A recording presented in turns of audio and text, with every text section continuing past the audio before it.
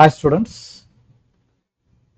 இன்னைக்கு இன்னொரு ஸ்டோரி சின்ன ஒரு பேசேஜ் ஒன்று படிக்கலாம். பேசேஜ் அப்படின்னாக்கா இந்த மாதிரி ஒரு ஒரு சின்ன ரைட் அப்புக்கு பேசேஜ்னு இப்போ ரைட் அப்னா எழுதியிருக்கிறதுக்கு இந்த மாதிரி குட்டி கதை மாதிரி இருந்தாக்கா அது பேசேஜ் அப்படி சொல்லுவாங்க. இது இருக்கிறதுலாம் பேராகிராஃப், இது பேர். இதுக்கு பேர் பேராகிராஃப்னு சொல்லுவாங்க. இது ஒரு பேராகிராஃப், ரெண்டாவது பேராகிராஃப், மூணாவது பேராகிராஃப். அது முக்கியமாக என்ன கவனிச்சிங்கன்னாக்கா நம்ம இந்த கமா ஃபுல் இது ஃபுல் ஸ்டாப்னு சொல்லுவாங்க. அதாவது முற்றுப்புள்ளின்னு சொல்லுவாங்க இல்லையா, இங்கிலீஷில் ஃபுல் ஸ்டாப்னு சொல்லுவாங்க. அதே போல் நம்ம இந்த இடத்துல கமா யூஸ் பண்ணுவோம். இது பேர் கமா. ஓகேவா? அண்ட் இதை வந்து ஒரு இங்கிலீஷ் எழுதும்போது, தமிழ்லையும் எழுதும் போதும் சரி, இந்த மாதிரி நம்ம இந்த மாதிரி பிரித்து பிரித்து எழுதினாக்கா படிக்கிறது ஈஸி, புரிஞ்சுக்கிறதும் ஈஸி. இது வந்து நான் ஒன்றுமே இல்லாமல் நான் எல்லாம் ஒரே வரிசையாக எல்லா லைனையும் வரிசையாக போட்டோம்னா பெருசாக இருக்கும், நமக்கு புரிஞ்சுக்கிறது எனக்கு கஷ்டமாக இருக்கும். நமக்கு அந்த மாதிரி பிரித்து பிரித்து எழுதும்போது நம்ம மூளையும் ஓகே இது இது இவ்வளோதான், இது இவ்வளோதான்னு ஒரு கஷ்டம் இருக்காது போல இருக்கு அப்படின்னு நம்ம மூளைக்கும் ஒரு ஒரு ஃபீலிங் வரும். அதுக்காக தான் இந்த மாதிரி பிரித்து எழுதுறது. அதே போல் நீங்கள் பேசும்போதும் சரி, இந்த ஃபுல் ஸ்டாப்பு அதை வந்து நம்ம தனியாக படிக்கலைன்னா கூட அதுக்கு உண்டான நம்ம எப்படி அதை படிக்கிறோம், எங்கே ஏத்தம் இறக்கம் தரோம் அது அப்படிங்கிறதெல்லாம் அதுவும் நம்ம ஃபாலோ பண்ணோம். For example, I made a plan to visit the market நிறுத்திட்டு ஐ வாஸ் ரெடி ஏர்லி அப்படி படிக்கணும். அப்படி இல்லாமல் I made a plan to visit the market, I was ready early and I did not want to be late as I was waiting near the gate my friend arrive. அப்படி இல்லை. இந்த full stop கமாக்கெல்லாம் இந்த கமானா அப்படி கொஞ்சம் ஸ்லைட்டாக நிறுத்தணும். Full ஸ்டாப்னா நல்லா நிறுத்திட்டு அடுத்த வாக்கியத்தை படிக்கணும். அதுதான் அர்த்தம் வச்சுக்கலாம். அதே போல் இந்த மாதிரி டபுள் கோட்ஸ் இதெல்லாம் போட்டிருந்தாங்க. இது பேர் டபுள் கோட்ஸ்னு பேர். ரெண்டு கமாவை திருப்பி போட்ட மாதிரி இருக்கு இல்லையா, ரெண்டு தரம். அந்த மாதிரி போட்டால் டபுள் கோட்ஸ்னு பேர் இருக்குது. டபுள் கோட்ஸுக்கு என்ன அர்த்தம் அப்படின்னாக்கா, யாராவது ஒருத்தர் பேசுறாங்க வச்சுப்போம், அந்த அவங்க சொல்றதே இந்த மாதிரி போடுவோம், டபுள் கோட்ஸ்ல போடுவோம். போட்டாக்கா அவங்க இது சொல்றாங்க அப்படின்ற அர்த்தம். சரியா? ஓகே, இப்போ நம்ம இங்கிலீஷ்ல முதல்ல படிப்போம்.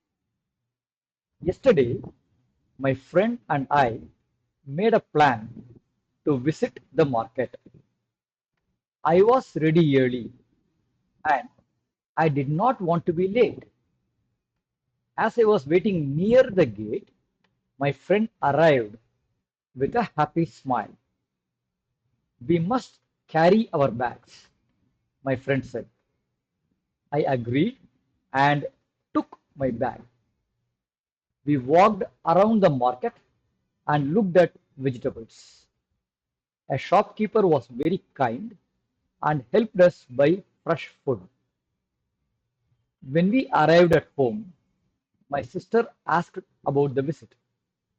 I said the market was busy, but it was a good day. My friend and I cleaned the bags and then studied our lessons together. இப்போ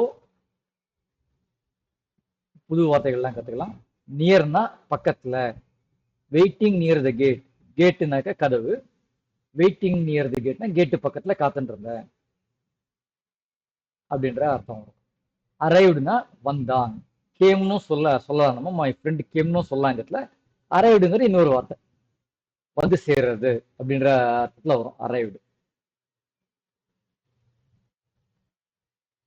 கேரி அப்படின்னா நம்மளே எடுத்துக்கிட்டு போனோம், தூக்கிக்கிட்டு போனோம் அப்படின்ற அர்த்தத்தில் வரும். ஐ கேரி மை ஸ்கூல் பேக் அப்படின்னு சொல்லலாம். கேரினா தூக்கிட்டு போகிறது, எடுத்துட்டு போகுது. அப்புறம் ஷாப்கீப்பர்னா கடைக்காரன். இந்த வார்த்தை முன்னாடி பார்த்துருக்கோன்னு நினைக்கிறேன். எனிவே, ஷாப்கீப்பர்னா கடைக்காரன். கைண்டுனா ரொம்ப அன்பானவர், இரக்கமானவர்.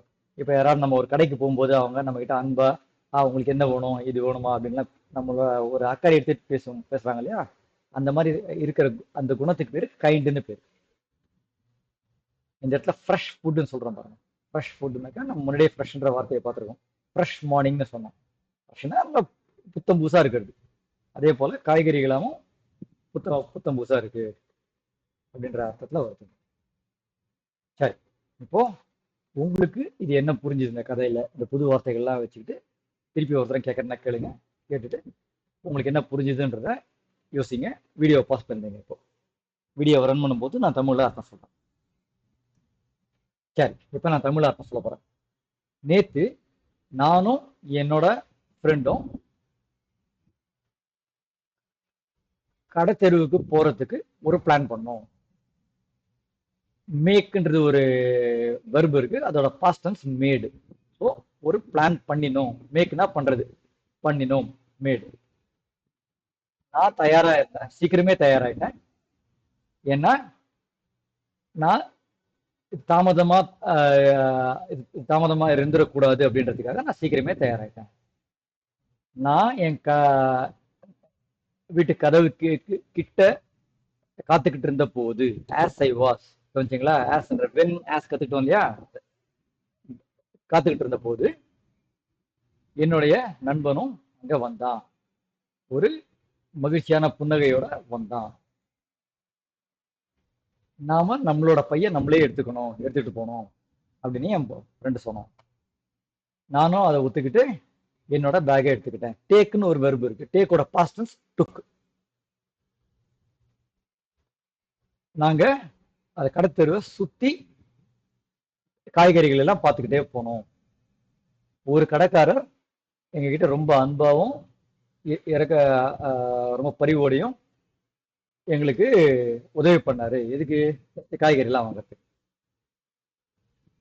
நாங்க வீட்டுக்கு திரும்பி வந்தப்போ என்னோட தங்க எப்படி இருந்தது உங்க உங்க விசிட், நீங்க போயிட்டு வந்தது எப்படி இருந்தது அப்படின்னு கேட்டா, நான் சொன்னேன் கடத்தெரு ரொம்ப பிஸி. பிஸின்னா உங்களுக்கு தெரியும், யூஸ்வலா யூஸ் பண்ற வார்த்தை தான் பிஸிங்கிறது. பிஸினா ரொம்ப கஜ கஜன்றது, நிறைய பேர் இருந்தாங்கன்ற அர்த்தத்துல. ஆனா இது ஒரு இது நல்லா இருந்துச்சு. நானும் என்னோட ஃப்ரெண்டும் பேக் எல்லாம் கிளீன் பண்ணோம், சுத்தம் பண்ணோம். பண்ணிட்டு எங்களோட பாடங்களை ஒண்ணா நாங்க படிச்சோம். ஓகேவா? இதே அர்த்தம் உங்களுக்கும் புரிஞ்சிருந்தா வெரி குட். மறுபடி கேளுங்க. அடுத்த வீடியோவில் மீட் பண்ற வரலாம். பாய்.